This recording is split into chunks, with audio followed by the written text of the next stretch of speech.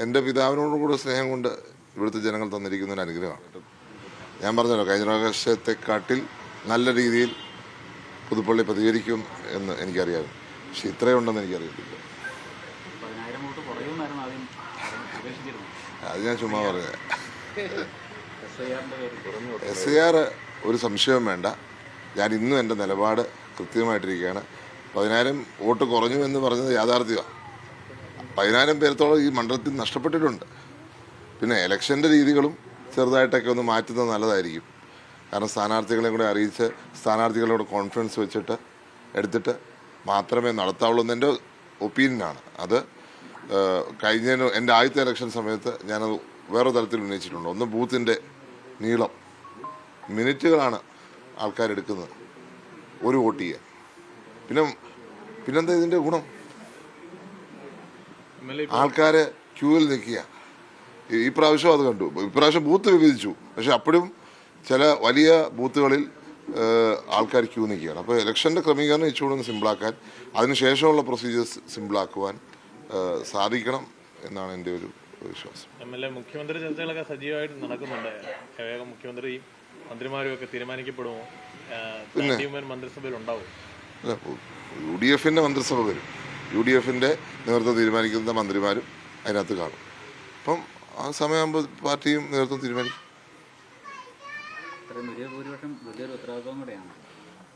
അതൊരു ഉത്തരവാദിത്വം തന്നെയാണ് എന്ന കാര്യത്തിൽ യാതൊരു സംശയവുമില്ല.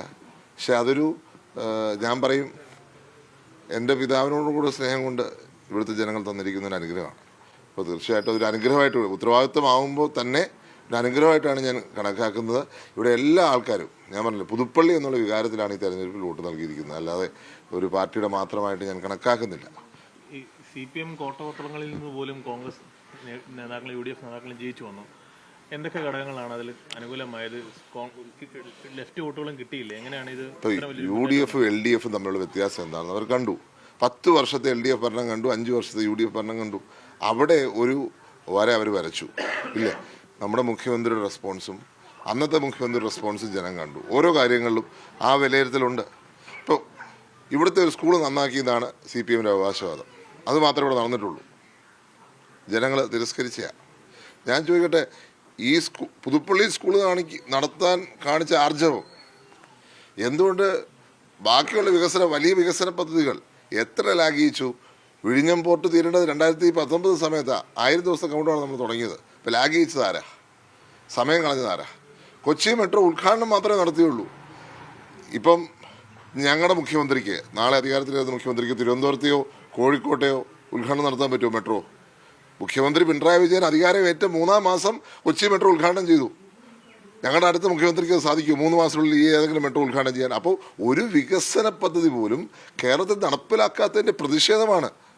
പിന്നെ നിങ്ങൾക്കറിയാം, അയ്യപ്പൻ്റെ സ്വർണം കൊള്ളയടിച്ചൊരു സർക്കാർ, അല്ലെങ്കിൽ അതിന് അനുവാദം കൊടുത്തൊരു സർക്കാർ, കൊള്ളയടിച്ചില്ലെന്ന് വെച്ചു, അനുവാദം കൊടുത്തൊരു സർക്കാർ, ആ സർക്കാരിനെതിരെ ജനം വോട്ട് ചെയ്യാതിരിക്കുമോ?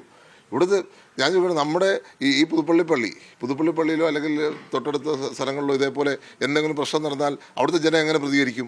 അതുപോലെ അയ്യപ്പൻ കേരളത്തിന് മുഴുവനാണ്. അപ്പം ആ പ്രതികരണം ഈ തെരഞ്ഞെടുപ്പിൽ കണ്ടു.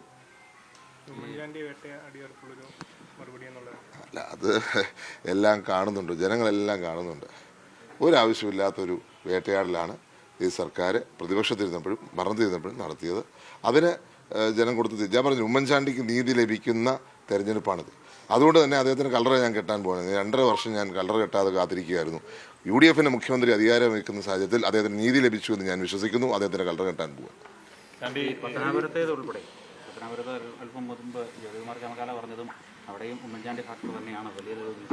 അല്ല, കേരളത്തിലെമ്പാടും ഒരു ഫാക്ടറി ഇല്ലാന്ന് പറയാൻ പറ്റുമോ?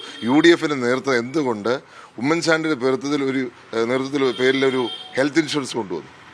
അത് ഉമ്മൻചാണ്ടി ഒരു ഫാക്ടറാണ് കേരളത്തിൽ നിന്ന് UDFൻ്റെ ലീഡർഷിപ്പ് ഐഡൻറ്റിഫൈ ചെയ്തുകൊണ്ടും പ്രിയപ്പെട്ട KC വേണുഗോപാൽ അടക്കമുള്ള നേതാക്കന്മാരെടുത്ത തീരുമാനമാണത്.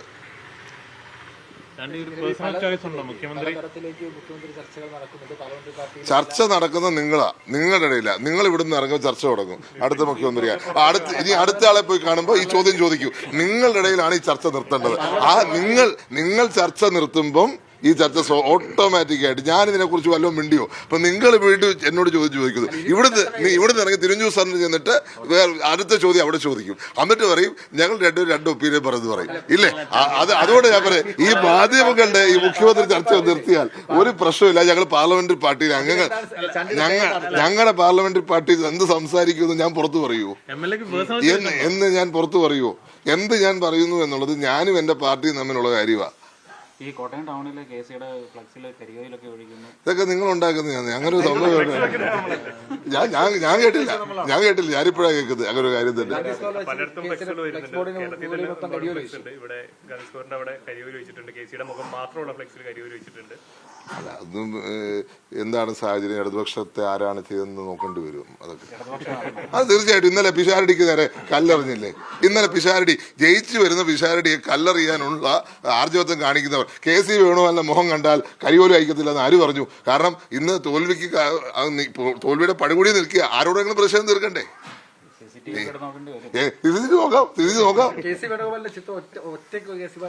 ഇങ്ങനെ നിങ്ങൾ ഓരോ ഇന്റർപ്രിട്ടേഷൻ കൊടുക്കുകയാണ്. ഇത് ഇടതുപക്ഷം തന്നെ ചെയ്തിരിക്കുക. അത് പക്ഷേ പിഷാരടിയെ കല്ലെറിയാവുന്നവർക്ക് KC വേണുഗോപാലിനെ കരിവൊഴിക്കും. ഞാനത് കാണാം. നിങ്ങൾ ഇങ്ങനെ ഓരോന്നും പറയും, ഞാൻ കാണാതെ എങ്ങനെ ഉത്തരം പറയാൻ പറ്റും? അടുത്ത പരിപാടികൾ എന്നാ തിരുവനന്തപുരത്തേക്ക് പോകുന്നത്? ഞാൻ തൽക്കാലം ഇവിടെയുണ്ട്. അവിടെ അസംബ്ലി കൂടെ സമയം കൊണ്ടുപോകുന്ന വരത്തില്ലേ? അല്ലെങ്കിൽ ലീഡർഷിപ്പ് വിളിക്കുമ്പോൾ പോണ്ടി വന്നാൽ പോണ്ടി വരത്തില്ലേ? തൽക്കാലം ഇവിടെയാണ്.